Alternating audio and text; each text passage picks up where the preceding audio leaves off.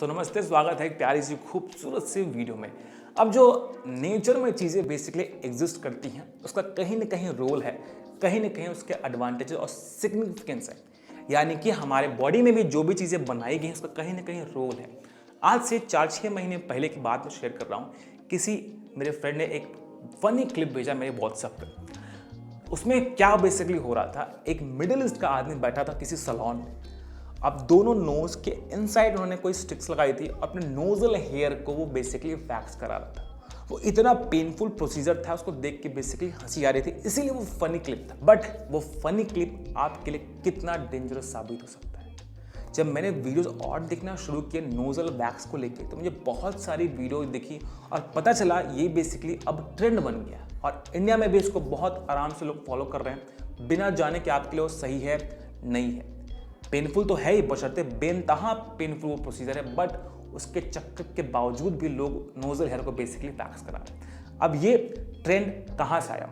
तो जब मैंने पढ़ना शुरू किया तो कोई डेनमार्क की फीमेल थी, उन्होंने फर्स्ट टाइम अपने नोजल हेयर को बेसिकली वैक्स कराया और उस वीडियो को उन्होंने अपने सोशल मीडिया हैंडल पर पोस्ट कर दिया, यानी कि इंस्टा हैंडल पर। अब वो वीडियो बेसिकली वायरल हो गया।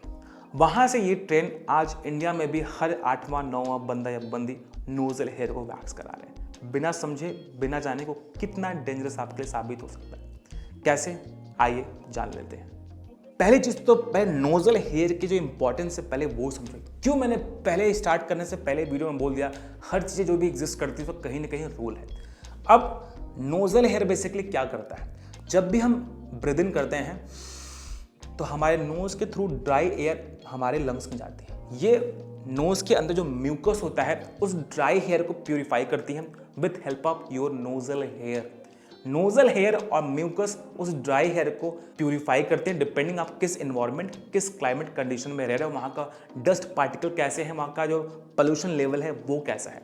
तो जो भी टॉक्सिन आपके इन्वायरमेंट में मौजूद है उसको वो प्यूरिफाई करके आपके लंग्स में तब अंदर भेजता है। ये बेसिकली रोल है हमारे नोजल हेयर का।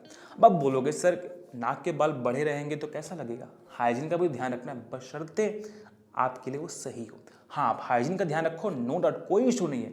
हाइजीन का ध्यान रखना बहुत ज़रूरी है।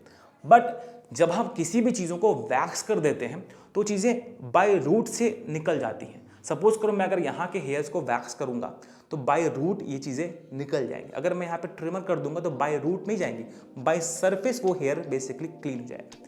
तो इसीलिए मैं बोल रहा हूँ अपने हाइजीन का बेसिकली ध्यान रखो, लेकिन वैक्सिंग करा के नहीं। जब आप नोजल हेयर को वैक्स कराते हो, जब आप वो स्टिक्स नाक के अंदर ठूस दोगे तो छोटे छोटे हेयर्स फॉलिकल्स हैं वो भी निकल जाते हैं बाय रूट, यानी कि जड़ से।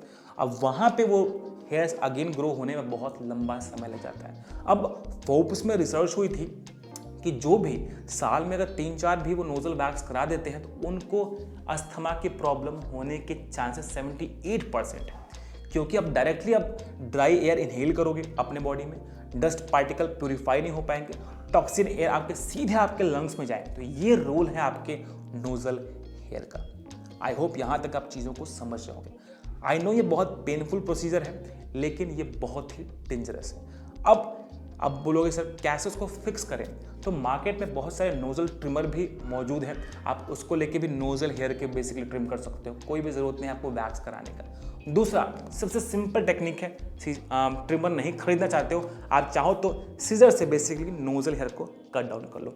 यहाँ तक कि आपको नोजल हेयर को प्लग आउट भी नहीं करना चाहिए, ये भी आपके लिए बिल्कुल भी नहीं सही है, क्योंकि बाई प्लग आउट करने से बेसिकली वो भी हेयर बाय रूट निकल जाते हैं। इसका आपको ध्यान रखना है। अब कुछ लोग ऐसे भी होंगे जिनको नोजल हेयर बहुत जल्दी ग्रो हो जाते हैं, तो इसका आपको एक एडवांटेज भी है। जिनके भी नोजल हेयर बहुत जल्दी बेसिकली ग्रो हो जाते हैं उनके लंग्स हेल्दी हैं। इसका मतलब आप इंटरनली बहुत मजबूत हो, तो उससे परेशान मत हो, आप उसको कट डाउन कर लो, उसको आप ट्रिम कर लो, लेकिन please for a God sake don't go for nozzle wax. ये निहायत ही बकवास तरीका है और निहायत ही स्टूपिड थिंग है।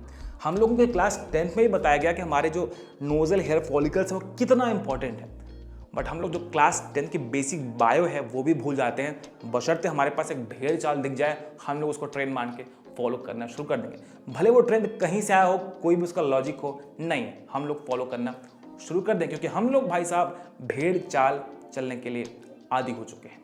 तो इवन कभी भी ट्राई मत करना नोजल हेयर्स को बाहर निकालने की। ट्रिम कर लो, कट कर लो, but don't go for the nozzle bags. ये आपके लिए बहुत पेनफुल प्रोसीजर है और बहुत ही डेंजरस है आपके लंग्स के लिए, इसका ध्यान रखो।